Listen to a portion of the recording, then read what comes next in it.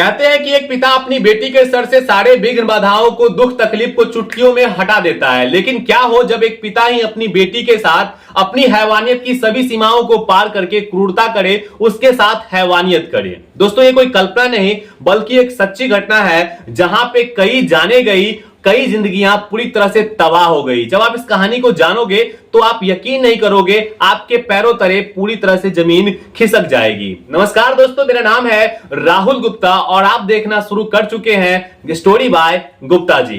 दोस्तों, आज की सच्ची घटना जो मैं आपको सुनाने जा रहा हूं, यह पंजाब प्रांत के लुधियाना जिला का है। बात है जुलाई 1999 की। लुधियाना में एक छोटा सा परिवार रहता है। परिवार में एक छोटी सी बच्ची रहती है जिसका उम्र महज 14 से 15 वर्ष होगा। वो बच्ची घर पे नहाकर अपने रूम में कपड़ा चेंज करने के लिए गई थी, तभी उसका पिता अपने घर के अंदर आ जाता है और दुर्भाग्य से उस वक्त पर उसकी मां उस घर में मौजूद नहीं होती है। मां किसी कारणवश घर से बाहर गई हुई थी, बच्ची अकेली थी, कपड़ा चेंज कर रही थी। पिता घर में दाखिल होता है और अपनी बेटी को अर्धनंगी अवस्था में देख लेता है। इतना देखने के बाद उसके अंदर की जो हैवानियत थी वो बाहर आ जाता है। वो खुद पे कंट्रोल नहीं रख पाता है, अपनी बेटी के साथ ही वो छेड़छाड़ करना स्टार्ट कर देता है। बेटी भागने का प्रयास करती है, लाख बचने का प्रयास करने के बाद भी वो अपने मंसूबे में कामयाब हो जाता है और अपनी बेटी के साथ वो हैवानियत करता है, उसके साथ गंदा काम करता है। सब खत्म हो जाने के बाद अपनी बेटी को धमकाता है और कहता है कि तुमने अगर इस बात का जिक्र किसी के साथ भी किया तो तुम्हारे साथ और भी बहुत ज्यादा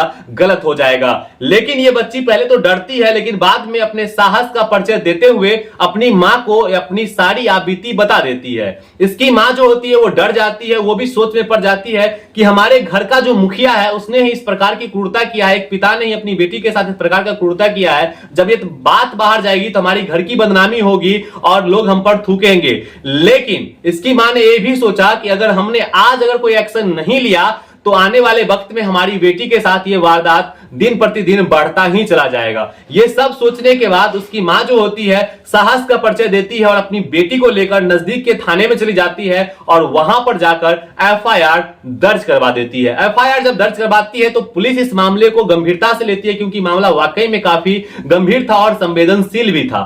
तो पुलिस क्या करती है, अच्छे से छानबीन करती है। उस व्यक्ति को पहले गिरफ्तार कर लिया जाता है और चार्जशीट जो होता है वो कोर्ट में दायर कर दिया जाता है। तारीख होता है 15 मई 2001 का, जब लुधियाना कोर्ट इसे सजा सुनाती है 12 साल की। 12 साल की सजा सुनाती है और साथ में यह कहती है कि इस व्यक्ति से जेल में कठोर से कठोर काम लिया जाए, इस पर कोई भी रियायत नहीं बरती जाए, क्योंकि इस व्यक्ति ने काफी ज्यादा क्रूरता किया है अपनी बेटी के साथ। उसके बाद इस व्यक्ति को जेल हो जाता है, जिस व्यक्ति का नाम है महेंद्र सिंह। महेंद्र सिंह जेल में जब जाता है तो बाहर में ये रावण था और अंदर जैसे ही दाखिल होता है राम बन जाता है। वहां पर जाकर जेलर के साथ अच्छा बिहेव करता है। जेल में जितने भी कैदी होते हैं उन सबके साथ बहुत ही अच्छा बिहेव करता है। जेल में जो भी इसे काम दिया जाता है उसे वो बखूबी करता है, बहुत ही अच्छे ढंग से करता है और सभी लोग इससे बहुत ज्यादा प्रसन्न होते हैं। फिर होता यह है कि एक दिन एक कैदी जो होता है इसके पास आता है और कहता है कि तुम बहुत अच्छे स्वभाव के हो, लगता है तुम किसी गलत इल्जाम में फंस गए हो, तुम बेफालतू में ही यहां आके फंसे हुए हो। ऐसा करो,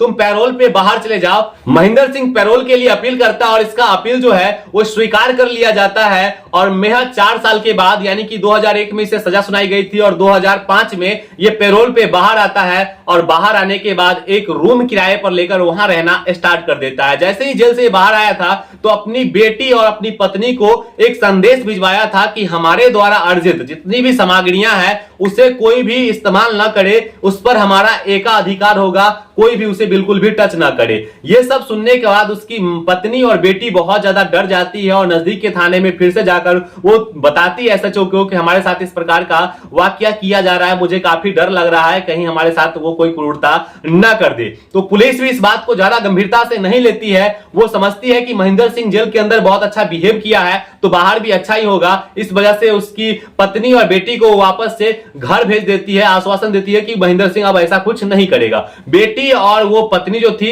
आश्वस्त होकर बाहर चली जाती है, सोचती है कि अब मेरे साथ कुछ नहीं होगा, सब नॉर्मल हो ही जाएगा। लेकिन जैसा इन लोगों ने सोचा था उसके जस्ट अपोजिट होने वाला था। कुछ ऐसा होने वाला था जिसका कयास किसी ने भी नहीं लगाया था। बहुत ही खौफनाक आगे कुछ ऐसा होने वाला था। तारीख होता है 8 जनवरी 2006 का। जगह होता है होवे वाला, थाना है होवे वाला और वहां का गांव है प्रताप सिंह वाला। वहां पे ये माँ बेटी, जिसका माँ का नाम है वेणु वर्मा, बेटी का नाम है गीतू वर्मा और एक रिश्तेदार जिसका नाम है सालू वर्मा, ये तीनों घर के अंदर मौजूद थे। तभी ये महेंद्र सिंह कुल्हाड़ी लेके घर के अंदर दाखिल हो जाता है, दीवार फांद के। पहले नजर जाती है पत्नी के ऊपर, पत्नी जैसे ही देखती है अपने पति को इस अवस्था में कुल्हाड़ी लेकर, वो पूरी तरह से सहम जाती है, डर जाती है, भागने लगती है, लेकिन उसका यह प्रयास विफल हो जाता है। महेंद्र सिंह उसके पास जाता है और एक कुल्हाड़ी जोर से उसके सर पे मार देता है, पत्नी वहीं गिर जाती है। लेकिन आज महेंद्र सिंह कुछ और ही सोच के आया था। एक कुल्हाड़ी से क्या होने वाला था, उसने 4 कुल्हाड़ियां और दे मारी और पत्नी वहीं पर पूरी तरह से ढेर हो गई, उसकी तत्काल ही मौत हो जाती है। पत्नी की आवाज सुनकर उसकी बेटी घर से बाहर दौड़ के आती है और जैसे ही बेटी आती है उसने बेटी के ऊपर भी कुल्हाड़ी से वार कर दिया। पहले 3 बार जो उसने अपनी बेटी पर किया वो तीनों बार जो होता है मामूली सा खरोच देता है, लेकिन आगे के 4 बार और जो करता है उसमें उसकी बेटी भी ढेर हो जाती है। यानी कि पत्नी पे 5 बार ये करता है और अपनी बेटी पर 7 बार करता है और इतने में दोनों वहां पर ढेर हो जाते हैं। सालू वर्मा जो रिश्तेदार है वो घर से बाहर आती है और ये दृश्य देखने के बाद वो भयभीत होकर अंदर भागती है और दरवाजे को अच्छी तरह से बंद कर लेती है और जितना ताकत लगा सकती थी उतने ताकत लगाकर वो जोर जोर से चीखने लगती है। दरवाजा बंद होने के बावजूद भी उसकी आवाज बाहर तक जाती है। आस पड़ोस के लोग जितने भी थे वो भागकर घर के अंदर दाखिल होते हैं और लोगों को आता देख यहां पे महेंद्र सिंह रफू चक्कर हो जाता है, वहां से भाग जाता है। उसके जाने के बाद बहुत सारे लोग वहां पे इकट्ठा हो जाते हैं, पुलिस को बुलाया जाता है। पुलिस फिर से इस मामले को गंभीरता से लेती है और महेंद्र सिंह को गिरफ्तार कर लेती है। गिरफ्तार करके इसे फिर से कोर्ट में भेजा जाता है। तारीख होता है 12 नवंबर 2007 का, जब लुधियाना कोर्ट इसे फांसी की सजा सुना देती है। लेकिन आपको पता ही है कि हमारा संविधान है वो बहुत ज्यादा लचीला है।